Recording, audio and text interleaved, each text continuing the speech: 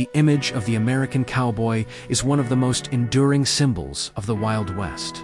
A lone figure on horseback, silhouetted against a vast, dusty landscape.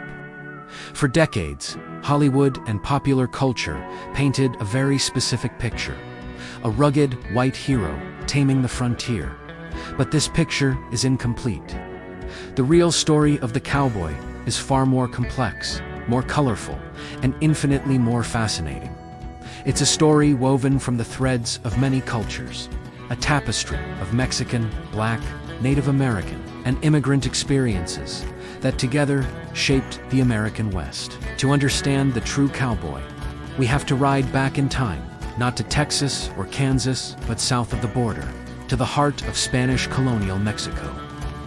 Our journey begins in the 16th century, long before the United States even existed. Spanish conquistadors brought horses and cattle to the New World, establishing vast ranchos across what is now Mexico.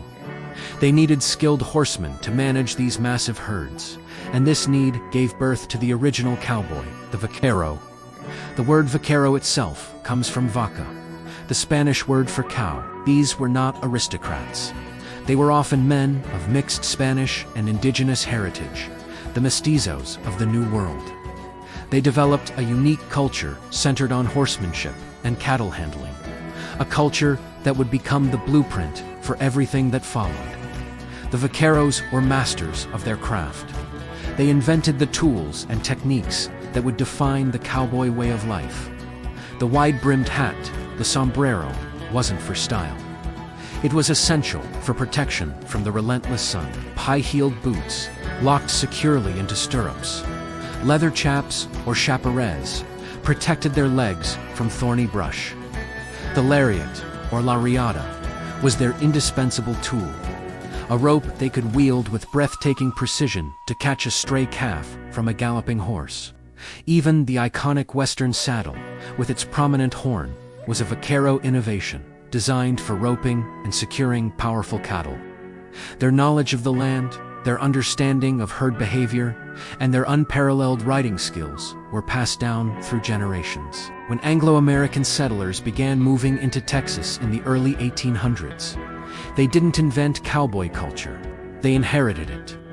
They learned from the vaqueros, adopting their methods, their gear, and even their language. Words like lariat, chaps, rodeo, and ranch all have Spanish roots, a linguistic legacy of the first cowboys. Following the American Civil War, the nation was hungry for beef, and the vast plains of Texas teemed with millions of wild longhorn cattle. This was the dawn of the great cattle drives, the golden age of the American cowboy. But the workforce that drove those herds north to the railroads in Kansas and beyond looked very different from the Hollywood version. It's estimated that at least 1 in every 4 cowboys who rode the trails was black. For many African Americans, newly freed from slavery, the West offered a promise, however tenuous, of freedom and opportunity.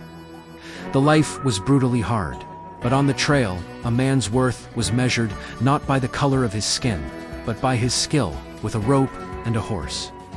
It was a rare pocket of relative equality in a deeply segregated nation. One of the most famous black cowboys was Nat Love, also known as Deadwood Dick. Born into slavery in Tennessee, Love headed west after the Civil War. In his autobiography, he tells of a life filled with adventure. He became a champion marksman and a legendary cowhand, known for his ability to tame wild horses and his prowess in rodeo competitions. In Deadwood, South Dakota, he claimed to have won a roping and shooting contest that earned him his famous nickname, while some of his tales are likely embellished with the tall talk of the frontier.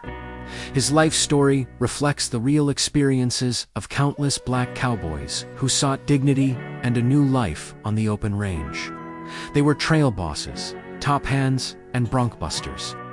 Men like Bose Ickard, the trusted right-hand man of cattle baron Charles Goodnight, or Bill Pickett, who invented the rodeo sport of bulldogging by wrestling a steer to the ground with his teeth. These men were not sidekicks.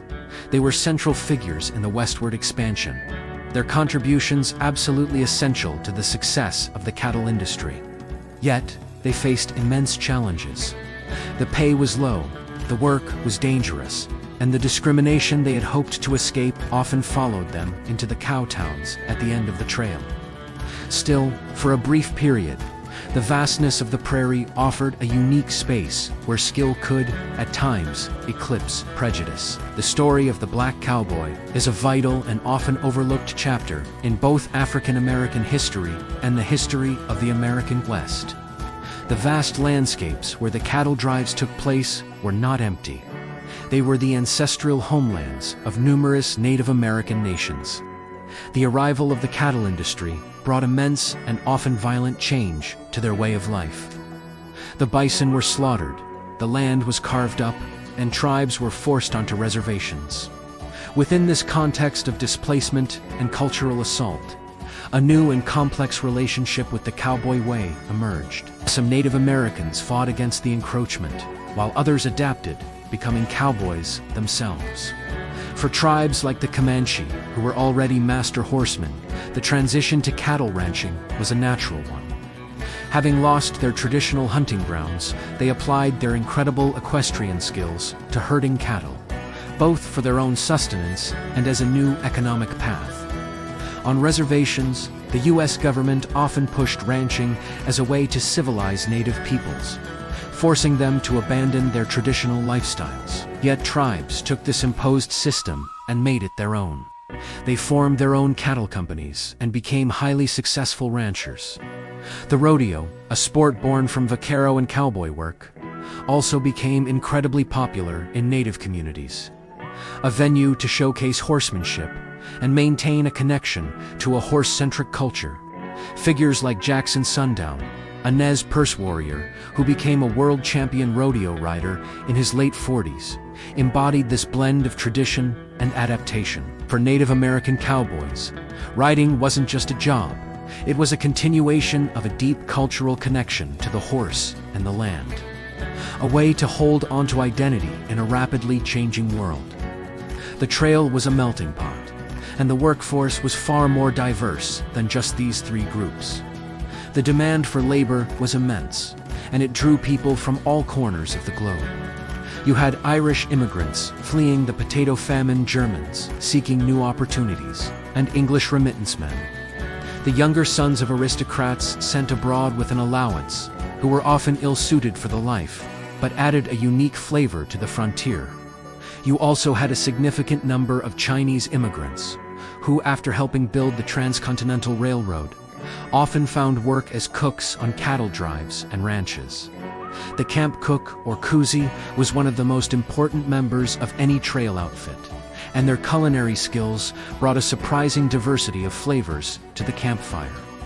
This mix of cultures, languages, and backgrounds created a unique social environment. While tensions and prejudices certainly existed, the shared hardship of the trail often forged a powerful bond of interdependence. Let's not romanticize it. Life on a cattle drive was sheer, unrelenting misery, punctuated by moments of extreme danger. A cowboy's day started before dawn and ended long after dusk, with 12 to 18 hours in the saddle. The work was monotonous. Riding drag at the back of the herd meant eating a constant cloud of dust kicked up by thousands of hooves. The food was repetitive and basic: beans, bacon, and coffee. The weather was a constant enemy. From scorching summer heat and violent thunderstorms with terrifying lightning to sudden, deadly blizzards. And then there was the stampede. A clap of thunder, the glint of moonlight off a canteen, or just a nervous steer could send the entire herd into a panicked, uncontrollable frenzy. It was a cowboy's greatest fear, a thundering wall of death that could trample a man and his horse in an instant. Crossing a swollen river was another peril, where men, horses, and cattle could be swept away by the current. On top of that, there were rustlers, conflicts over land and water, and the simple, ever-present danger of being thrown from a horse miles from any help. It was a life for the young and the tough, and it aged men quickly. The era of the great open-range cattle drives was surprisingly short, lasting only about 20 years. From the late 1860s to the mid-1880s, the invention of barbed wire in 1874 was the final nail in the coffin. Land that was once open to all was now fenced off, sectioned into private ranches. The cowboy's world shrank from the boundless prairie to the confines of a specific property. The job changed from the epic adventure of the trail drive to the more routine work of a ranch hand, mending fences, branding calves, and managing a smaller, more controlled herd. But the legacy of the cowboy, in all its diversity, endured.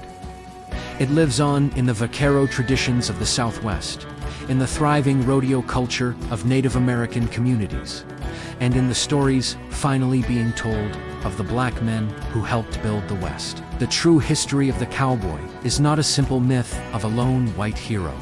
It's a rich, multicultural story of adaptation, survival, and skill. It's the story of the vaquero who taught the world how to be a cowboy.